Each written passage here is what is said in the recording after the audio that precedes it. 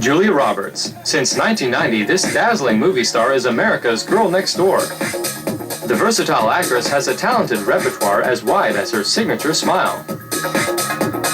I get the romantic comedies and the, dramas and the girl next door and the everything.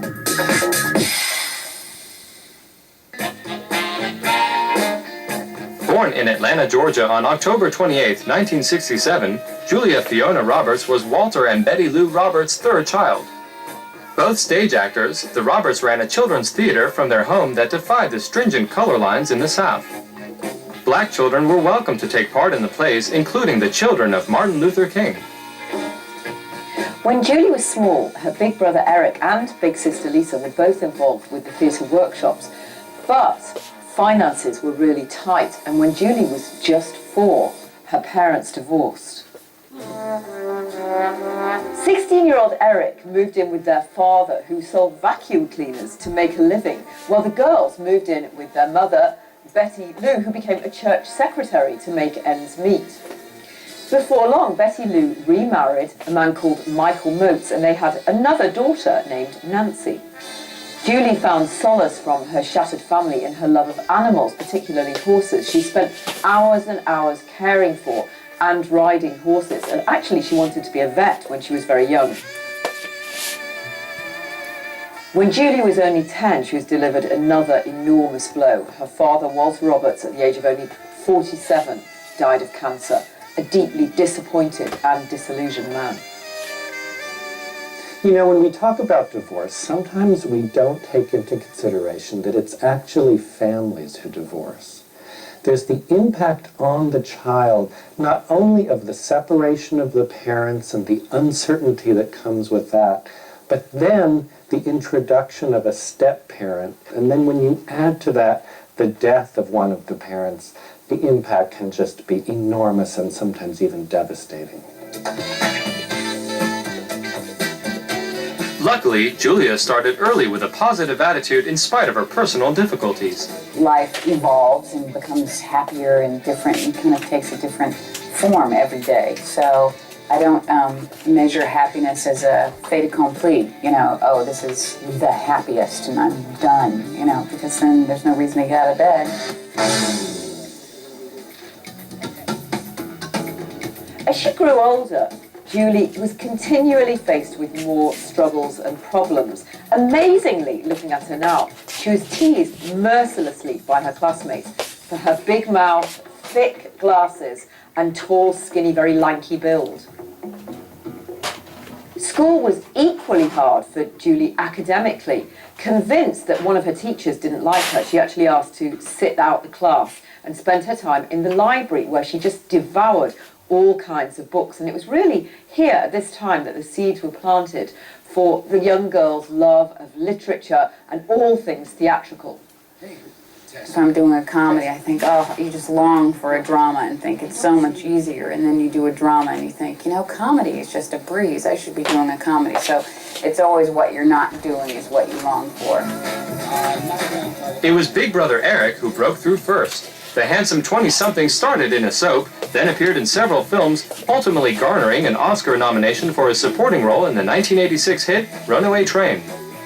Julie had just graduated high school. She didn't go on to college, but she decided to move to New York and live with her sister Lisa to pursue her now ambition of becoming an actress.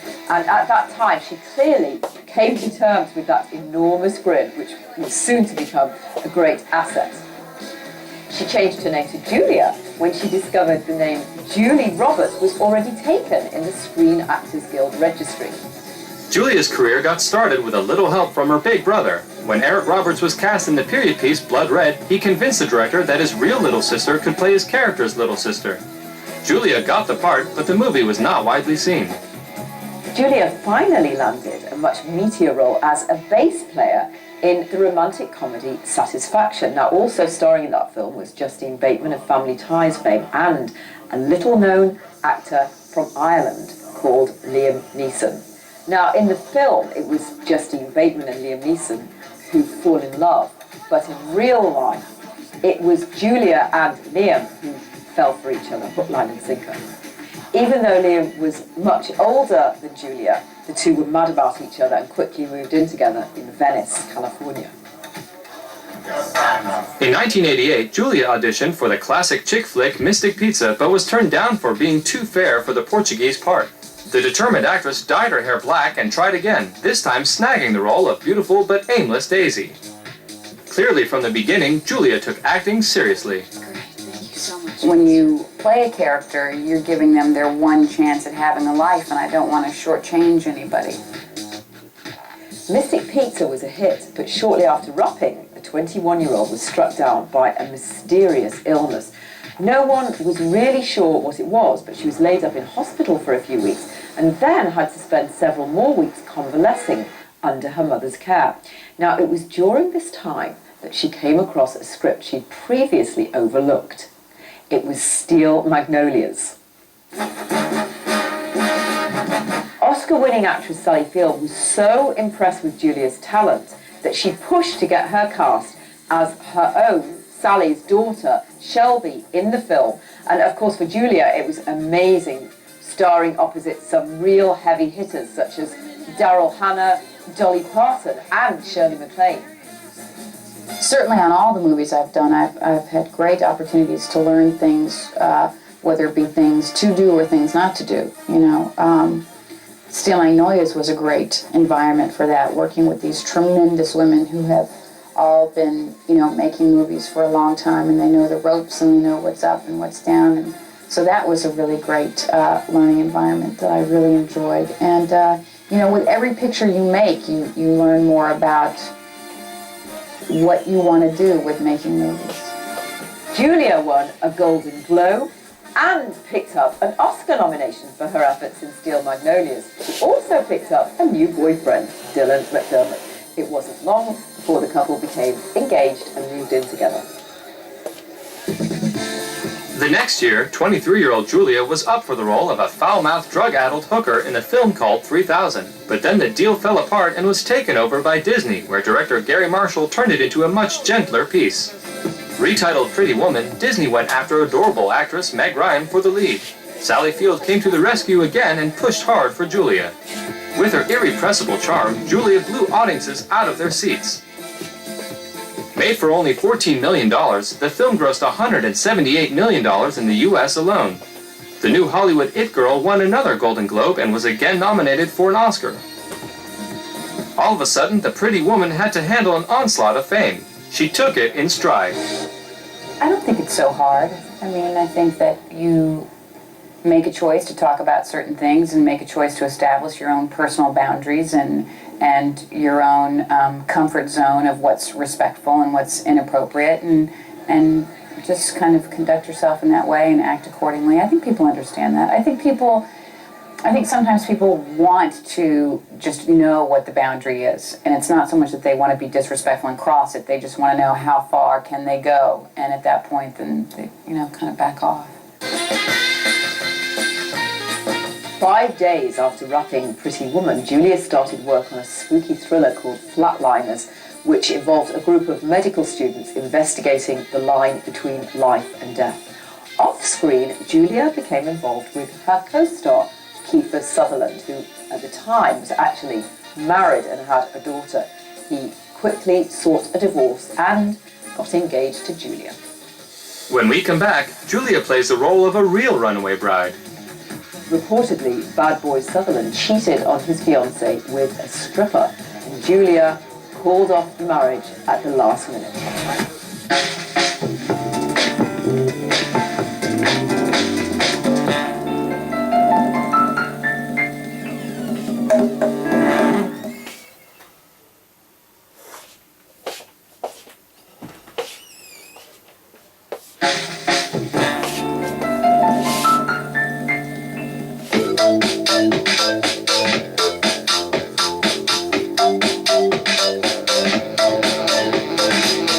Reportedly, bad boy Sutherland cheated on his fiancée with a stripper. Julia called off the marriage at the last minute. The tabloids went into a feeding frenzy, and it was very tough on Julia, who was crushed. She was largely accused of being a runaway bride. It was extremely difficult for the 24-year-old to get through those times, and she had to develop a very thick skin to deal with the media. There's an enormous interest on the part of the media to create a persona with a celebrity, and sometimes that persona does not align with who the celebrity is. So you have to imagine every step of this person's life is analyzed, is discussed, and even the slightest misstep gets blown way out of proportion. They don't know me. They're not friends of mine, and when you write about a stranger, I would imagine you would get it wrong most of the time, so it's not a surprise or a disappointment. But Julia was very disappointed in her former fiancé.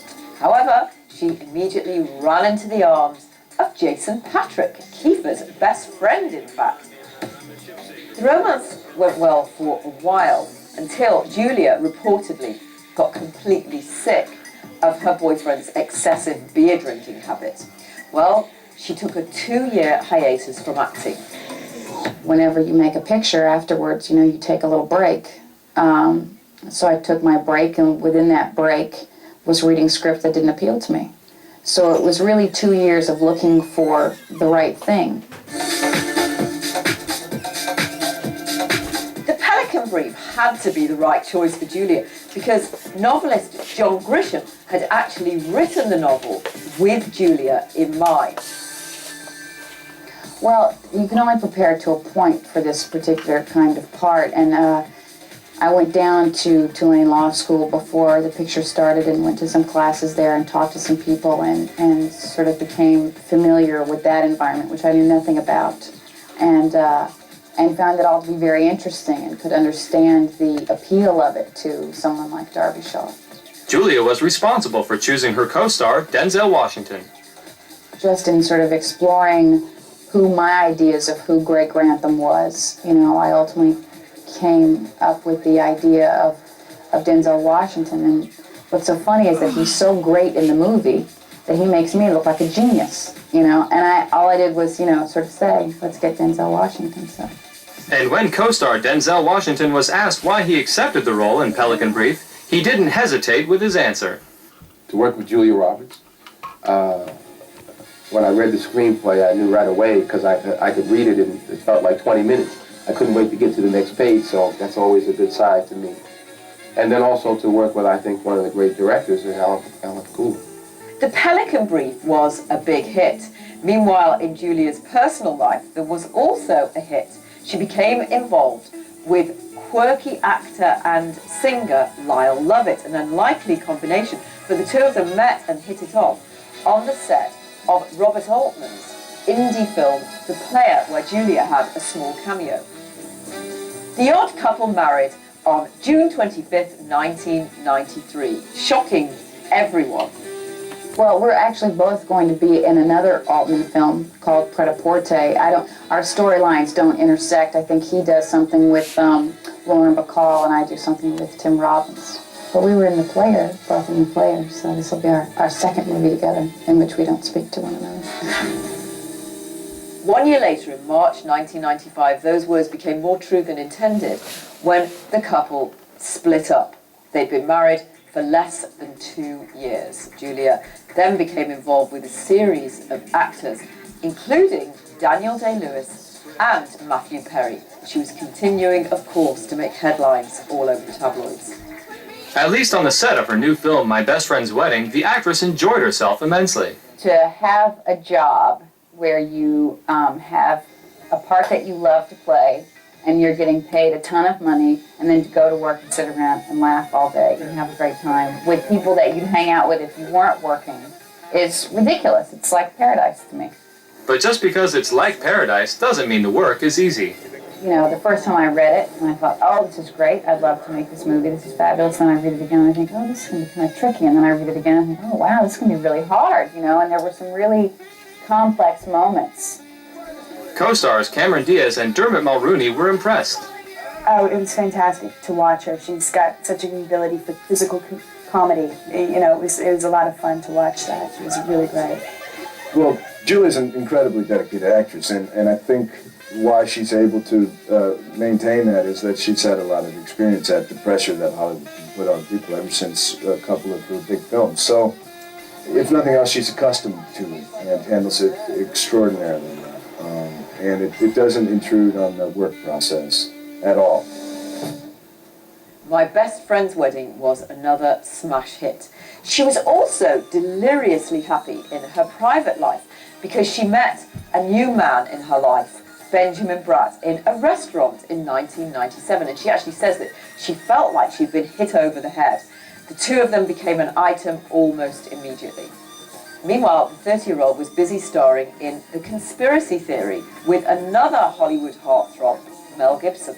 I sort of love that he's my pal because he's a really nice man, and as an actor he's incredibly supportive and generous and really works hard, really wants to get the most out of what he's doing. She's very generous. It's a lot of fun. She's really talented.